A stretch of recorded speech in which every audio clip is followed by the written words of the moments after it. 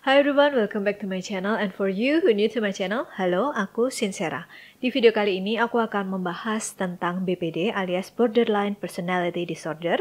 Setelah di video lalu kita bahas tentang NPD, kali ini kita bahas tentang BPD, di mana aku baca tuh BPD itu kayak beda tipis dengan NPD. Banyak orang yang kayak bingung membedakan keduanya.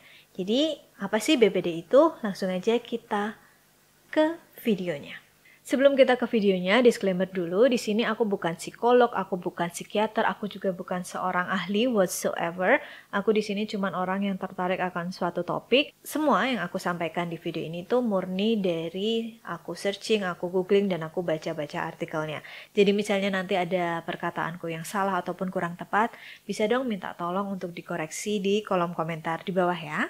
So if there's something that you're interested in, please consider support me by subscribing to this channel. Without any further ado, let's just dive into the video, shall we?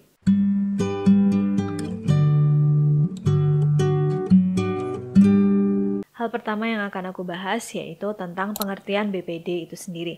BPD adalah gangguan mental yang mempengaruhi perasaan dan cara berpikir penderitanya. Kondisi ini ditandai dengan suasana hati atau cara berpikir seseorang yang sangat mudah berubah, dan ini juga bisa menyebabkan kayak emosinya tuh kayak campur aduk, jadi bisa menyebabkan rasa marah, rasa takut, rasa cemas, dan menyebabkan penderitanya juga susah mengendalikan emosi. Ada beberapa fact juga ya, bukan fun fact ya, yang aku dapat dari artikel, di mana yang pertama diperkirakan 1-4% di dunia menderita BPD ini. Fact yang kedua yaitu gejala dari BPD ini biasanya muncul di usia remaja akhir ataupun dewasa awal, dan kebanyakan penderitanya adalah wanita. Fact yang terakhir, umumnya gejala BPD ini akan mereda dengan sendirinya seiring bertambahnya usia penderita. Biasanya sih akan berangsur-angsur menghilang saat penderitanya itu menginjak usia 40 tahun. Hal kedua yang akan aku bahas yaitu tentang penyebab BPD, di mana ada 3 penyebab.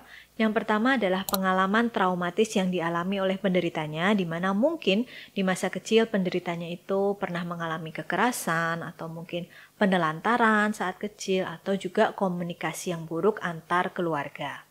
Penyebab yang kedua yaitu faktor genetik, di mana seseorang yang memiliki anggota keluarga yang sudah ada histori atau riwayat gangguan mental seperti ini akan lebih gampang atau lebih beresiko mengalami kondisi BPD.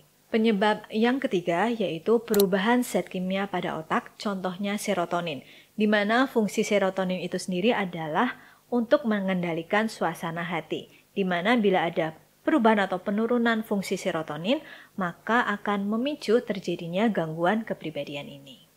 Hal berikutnya yang akan kita bahas yaitu mengenai gejala-gejala BPD. Ada beberapa gejalanya ya. Yang pertama adalah mood yang tidak stabil dan bisa berubah dengan sangat cepat. Contohnya dari mood positif ke negatif maupun dari mood negatif ke positif itu bisa berubah dengan sangat cepat. Just like this. Gejala yang kedua yaitu gangguan pola pikir dan persepsi, di mana penderitanya ini bisa berpikir bahwa dirinya itu sangat buruk, sangat jelek, bersalah, atau hal-hal negatif lainnya, sehingga penderitanya ini akan kalut dan berusaha mencari pembenaran dari orang-orang sekitar. Pokoknya pengen orang-orang sekitar itu meyakinkan bahwa dirinya tuh nggak seburuk itu, aku tuh nggak buruk gitu. Gejala yang ketiga yaitu berperilaku impulsif. Di sini melakukan tindakan-tindakan ceroboh itu tanpa berpikir. Contohnya misalnya dengan berjudi tanpa takut kalah, atau mungkin bisa jadi kayak bermain seks bebas, atau mungkin kalau yang sudah parah itu adalah ada perilaku atau kecenderungan untuk mengakhiri dirinya sendiri. Gitu.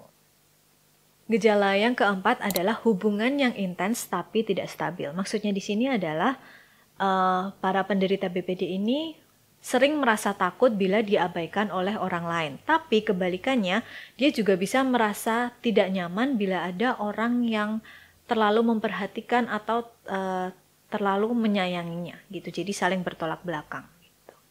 Hal keempat atau hal berikutnya yang akan aku bahas yaitu tentang kriteria orang dengan BPD. Jadi nanti aku akan baca aja ya. Dan misalnya nanti kalian ataupun orang-orang yang kalian kenal itu memenuhi 5 kriteria dari kriteria-kriteria yang nanti aku baca, kemungkinan kalian atau orang-orang yang kalian kenal itu menderita BPD. Tapi tetap diingat kita jangan self-diagnose ya. Yang paling tepat adalah bertanya pada ahlinya, bertanya pada dokter yang mengerti tentang penyakit ini. Gitu ya. Jadi ini aku baca. Kriteria yang pertama, suasana hati yang sering berubah dalam hitungan jam atau hitungan hari. Yang kedua, takut berlebihan bahwa dirinya akan ditinggalkan atau diabaikan. Yang ketiga, gangguan identitas diri. Yang keempat, sering berperilaku impulsif. Yang kelima, sering mengalami hubungan yang tidak stabil dengan orang lain. Kemudian yang keenam, sering melakukan tindakan atau perilaku yang dapat menyakiti diri sendiri atau bahkan melakukan percobaan mengakhiri dirinya sendiri.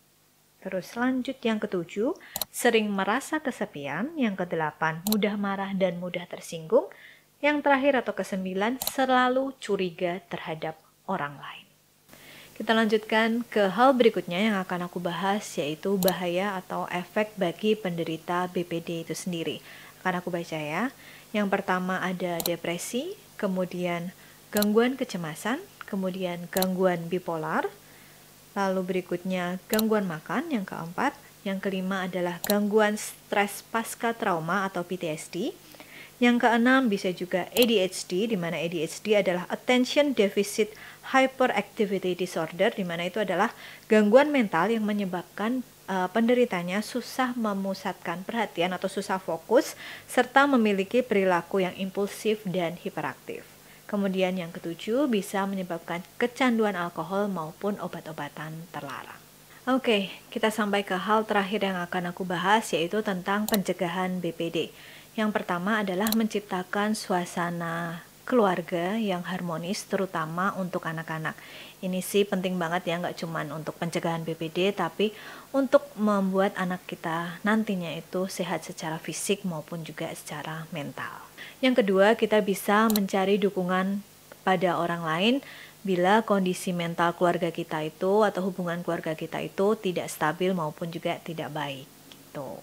Ini yang terakhir, kadang juga yang susah dilakukan, yaitu bercerita pada orang terdekat maupun psikiater bila kita tuh mengalami pelecehan seksual, perundungan, jadi bullying, ataupun kekerasan fisik. Biasanya ini susah ya, kita cenderung para korban-korban bullying, korban pelecehan itu akan kayak ngekip permasalahan mereka karena malu, takut dijudge. Aku repeat lagi, kesehatan mental sekarang ini tuh sudah sama pentingnya dengan kesehatan fisik. Jadi tolong deh jangan malu kalau kalian mengalami hal-hal yang kayak gitu. Harus cerita, kalau enggak nanti ke belakangnya itu bisa tambah parah kalau kalian keep itu sendiri gitu.